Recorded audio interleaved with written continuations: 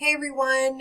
So this screencast, this lecture series is going to be, I believe, a few videos, just to kind of divide it up so you can check to see what you need to be watching.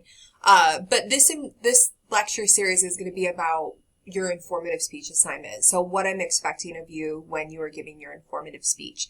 So we'll spend a couple minutes talking about that, and we'll also spend some time going over what it means to be effective, and then going over the assignment itself. So to start your informative speech, your goal, your ultimate goal is that you are the teacher. You are the teacher for those 6 to 8 minutes.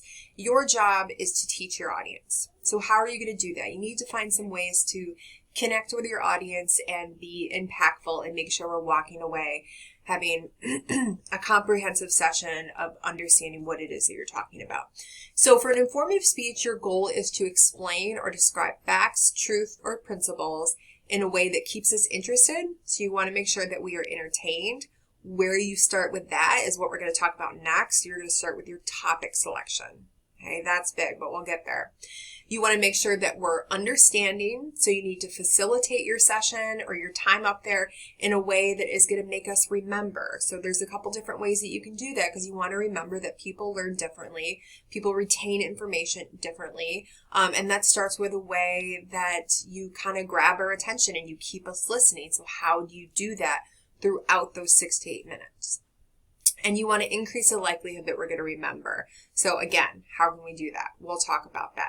So the first way that we're going to talk about being effective and getting the best grade you can on this informative speech, it's going to start with your topic selection, because that's going to be the foundation of what keeps us interested, is what you decide to talk about. And the reason that is because there's a lot of topics that we know. There's a lot of topics that we hear over and over again. We hear them debated in the news. We hear them talked about on TV. We are asked to write papers about them in English class and other, places of academia. So there's topics that are overdone. And in my 12, 13, however long I've been doing this years of teaching, trust me, I have seen the topics that are overdone. Now, if you want to do one of those topics that is overdone, you're not starting off on the right foot, but if you do, you have to do it in a way that is brand new. You have to do it in a way that is entertaining. You have to keep your information intellectually stimulating and present it in a way that we have never seen before. So you need to think about that if you want to choose one of those topics that is overdone. Okay? So you have to find a way to keep us entertained right off the bat, and that is going to come when you say your thesis. What are you talking about? So are we going to roll our eyes here like Robert Downey Jr., or are we going to be sitting there with our jaw dropped and we're ready to listen? Okay, so you want to be intellectually stimulating. That starts with a topic. What can you talk about? You can talk about anything that you want. It can be about a person. It can be about current events. It can be a how-to speech, or it can be about concepts, new ideas, conspiracy theories, really anything that you want, as long as you are teaching us and you're not trying to convince us. Okay? Convincing would be a persuasive topic. Okay? But it can really be about anything you want, as long as it's presented in a new way. So some new ways to think about topics. Topics we hear all the time. Topics that I hear all the time, and this is just a very, very small list of topics that I hear all the time, but I hear a lot about depression and anxiety. And depression and anxiety are incredibly important topics to hear about, but they are often topics that are not done in a way to help us. They're just regurgitating information. So if you want to talk about depression and anxiety because that's important to you and that's your truth and that's a big core of who you are, I get it. I have anxiety. I would love to hear more about it, but I want to hear about it in a way that's going to help me. What are the new ways to combat against anxiety and depression? Not what the statistic says and who it impacts and why. How are you going to present it to me in a new way? How to live a healthy lifestyle. So I hear a lot about like diets and fitness. Dreams. I hear a lot about dreams and the sleep cycle, which is just, again, regurgitated information. Sometimes because this speech takes place in March, I hear a lot about the Cubs. Or especially since they won the World Series, I hear a lot about the Cubs, which is great. I love the Cubs.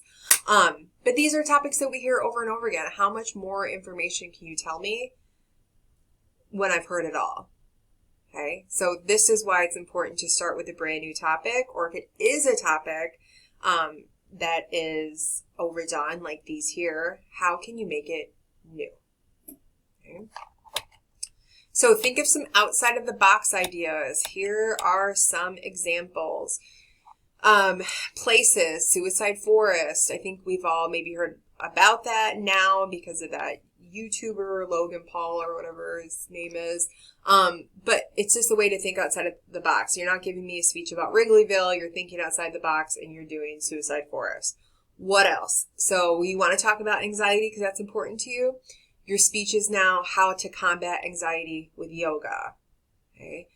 It's something that's brand new. It's something I don't know how to do, and maybe your audience would benefit from it. You're benefiting and you're not just hearing the statistics regurgitated. This is a new way. Okay, women serial killers, phobias. Serial killers and phobias is something I hear a little bit more often because I ask students to think about the time in which you're giving this speech to make it relevant or to help you think of new ideas. And the time in which you are giving this speech is either March or April. So we do like the beginning of baseball. Or if you're in fall semester, you're giving this speech around Halloween time or fall. So people's minds start to go down a creepy alley and they think, well, I'll talk about serial killers or phobias. And it does make for some cool speeches because there's a lot of serial killers and a lot of different phobias. And the information is new because it's stuff we haven't heard before. Okay, so if that helps, think about the time in which you're giving this speech. What could be some topics that you can brainstorm from that? History of your hometown. Okay, so talk about the area in which we live. There's a lot of little towns around us. It would be good information to know, new information to know. Okay, biodegradable burial pods is something new. It's a new concept, new product. Forest bathing is a new concept. Panda hugging is a new concept. Drone taxi rides. Dance mania is a historical topic that you could talk about. Okay, it can really be, again, I stress anything, but think outside the box. Think brand new. And I know I keep repeating myself, but that's how important it is to think how important your foundation is to the speech, and that's your topic. Okay. What we're going to talk about next is going to be presentational aids because that's one of the ways that you guys can be memorable. But what I want you to remember from this 8 minutes of this video here is how important it is to pick a topic that is intellectually stimulating because that is how we're going to listen to you. That is how we're going to be entertained. That is the start of our engagement. And if that topic is brand new and entertaining, that's going to keep our engagement throughout those 6 to 8 minutes. So stay tuned next for how we're going to talk about visual aids and other ways that we can be memorable.